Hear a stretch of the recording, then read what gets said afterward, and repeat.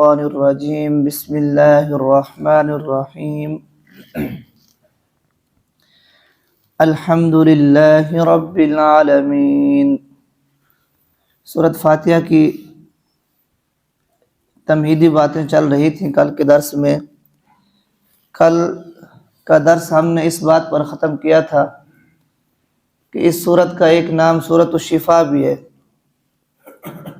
اس سورت کا ایک نام سورۃ الشفا بھی ہے، اور احادیث سے ثابت ہے آپ صلی اللہ علیہ وسلم نے صحابہ کا ایک لشکر بھیجا تھا ایک محاذ پر۔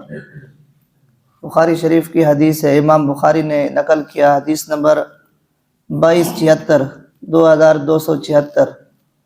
آپ صلی اللہ علیہ وسلم نے صحابہ کی ایک جماعت کو، 30 بندے تھے، ان کو ایک محاذ پر بھیجا قافلے کی صورت میں۔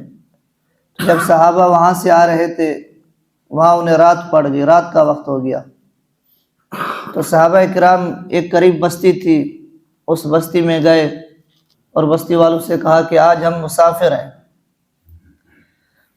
مسافر ہیں، ہمیں یہاں رہنے کے لیے رات کا بندوبست چاہیے، رات کا انتظام چاہیے، ہم نے قیام کرنا ہے یہاں پر۔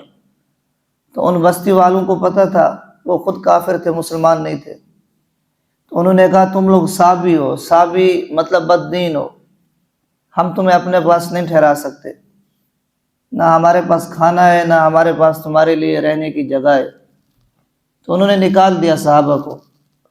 تو صحابہ کرام، رات کا وقت تھا، آپس میں یہ طے ہوا کہ ابھی رات کے وقت ہم کہاں جائیں گے، تو انہوں نے بستی کے قریب ہی جنگل میں پڑاؤ ڈال دیا، ادھر ہی ڈیرے ڈال دیے۔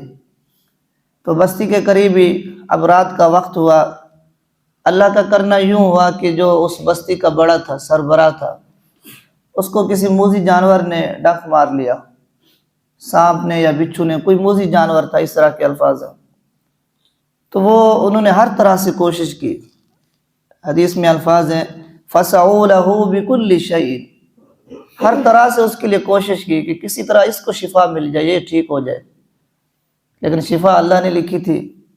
ہر طرح سے کوشش کی، ہر طرح سے جھاڑ پھونک، دم درود، اپنا جو طریقہ تھا آزمایا، لیکن اس کو شفا نہیں ملی۔ بھاگتے ہوئے آئے، وہاں انہیں کسی نے بتایا کہ یار جو تمہارے پاس چند بندے آئے تھے، شاید ان میں سے کوئی حکیم ہو، ان میں سے کوئی اس کا علاج جانتا، اس کے پاس جاؤ۔ اب اللہ تعالیٰ سارا نظام بنا رہا تھا صحابہ کے لیے، تو بھاگے ہوئے آئے صحابہ کے پاس کہ اسی طرح ہمارے ساتھ معاملہ ہوا، ہمارے ساتھ چلو، ہمارے سردار کو دیکھو، شاید اسے شفا مل جائے۔ انہوں نے انکار کر دیا، ہم نہیں چلیں گے تمہارے ساتھ، تم نے ہمارے ساتھ کیا کیا تھا تمہیں یاد ہے؟ ہم مسافر تھے، ہم نے کھانا مانگا، تم نے کھانا بھی نہیں دیا، ہم نے تمہارے پاس رہائش مانگی، تم نے رہائش بھی نہیں دی، اب تمہیں تکلیف آ گئی اور ہمیں پکارنے آ گئے ہو، لہٰذا ہم نہیں چلتے، ہم میں سے کوئی نہیں چلے گا۔ انہوں نے بہت منتیں کی، بہت سماجت کی، ہمارے ساتھ چلیں۔ تو حضرت ابو سعید خدری نے کہا ایک شرط پہ چلیں گے کہ ہم تم سے 30 بکریاں لیں گے۔ وہ جماعت جو تھی 30 صحابی تھے قافلے کے اندر، نیت یہ تھی کہ ایک ایک بندہ ایک ایک بکری لے گا، ہم تم سے اتنی بکریاں لیں گے، 30 بکریاں۔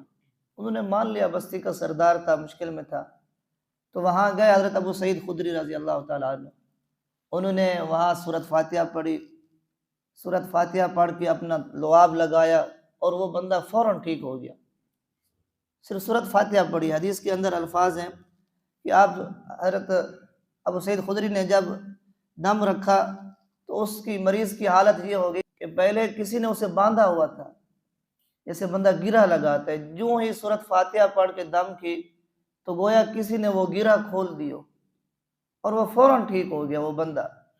30 بکریاں دی انہوں نے اپنی شرط کے مطابق۔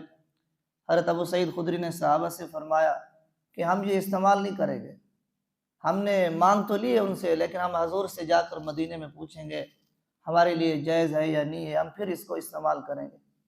وہاں گئے، مدینے میں سرکار دو عالم صلی اللہ علیہ وسلم کو ساری کہانی سنائی، حضور سفر میں اس طرح ہوا، اس طرح ہوا، تو آپ صلی اللہ علیہ وسلم نے فرمایا میرا حصہ کہاں ہے؟